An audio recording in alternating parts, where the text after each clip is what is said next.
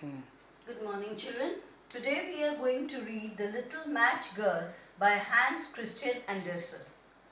Before going on to the story, we should know about the writer.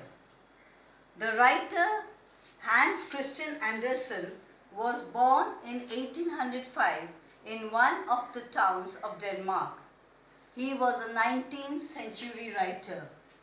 He was inspired to write this story after he saw a drawing where a girl was selling matches. He went to a school where poor children went. He spent his life with a lot of hardship. When his father read to him the Arabian Nights, he was inspired to take to writing. He died in 1850.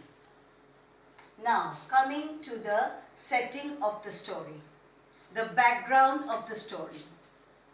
This story was written in the Victorian era. We get a crude view of the Victorian society.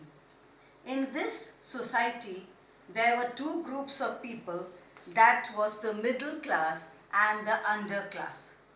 The middle class were the rich and affluent people who occupied higher places of authority.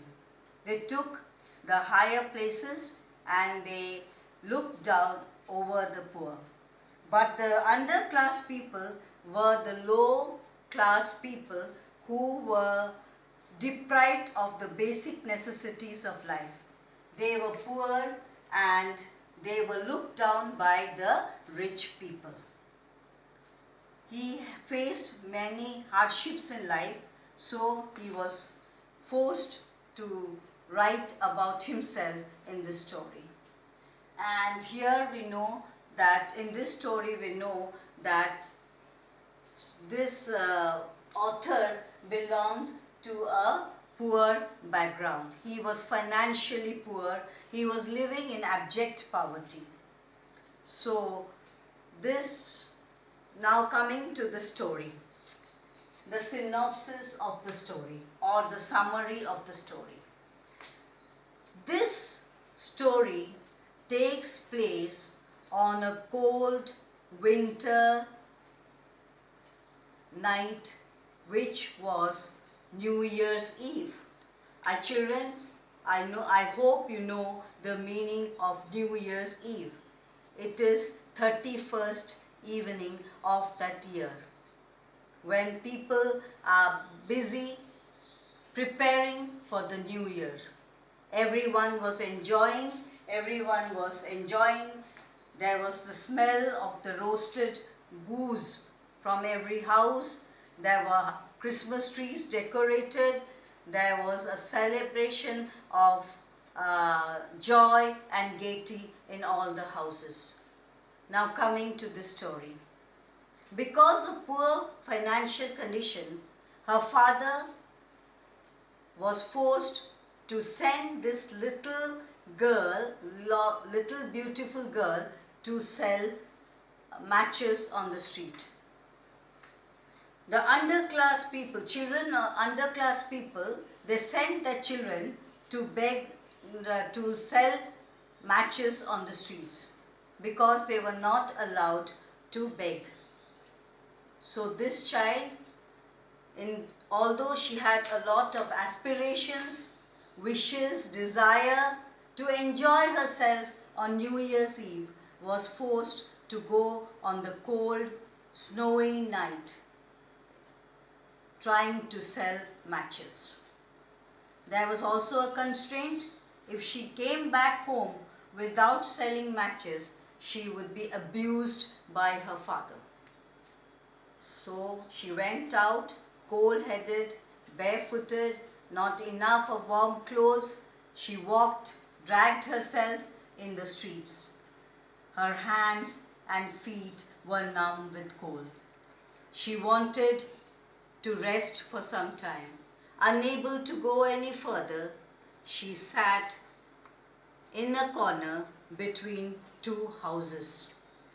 She was too tired She felt very cold, wanted to comfort herself with the warmth. Then she was reminded that she could try making herself warm with the matches. So she took the first match and lit it on the wall, and it gives some light, and she warmed her hands and feet. When she started warming her feet, the match light went off. Then she was forced to put on another another matchstick, and she saw a vision. The first vision she saw was of a stove, a burning gas stove.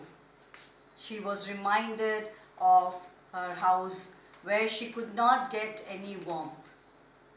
After that, the light went off, and then she struck the other matches, and there was a wall in front of her where it was transparent, and she could see that there was a table in front of her covered with china cutlery, and there was a roasted goose on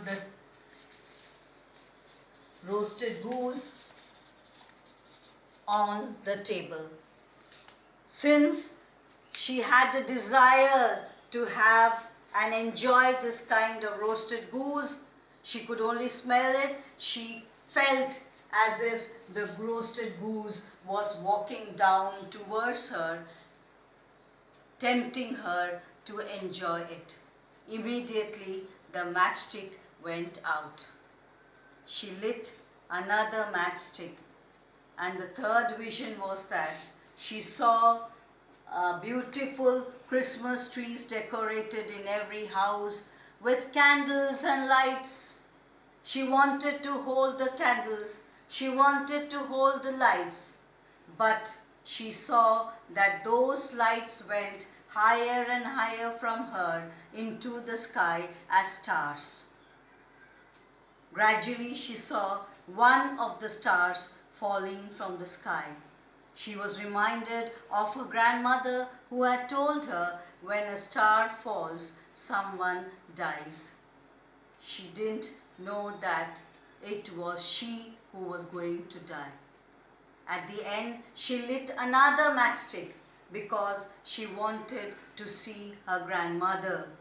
Her desire was to see her grandmother, whom she loved, and her grandmother also loved her very much. If she got any love and affection, it was from her grandmother.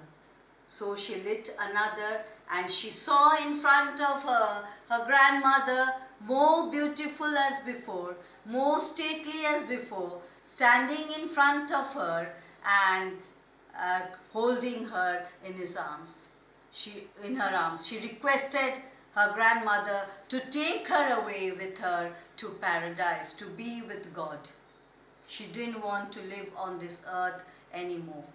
She had the faith and hope that she could continue, but at the end she gave in, and she wanted to go with her grandmother to eternity, to heaven, and enjoy life there with her grandmother, where she would be very happy. Next day, it was New Year's Day. The little girl with rosy cheeks and smiling lips was seen lying in the corner of the two houses, still holding the matches in her hand, because she had not lit half of them. And then the people realized that she was no more, she was dead and gone. Little did they know that this girl met with a tragic end because of the reaction of the people who did not care.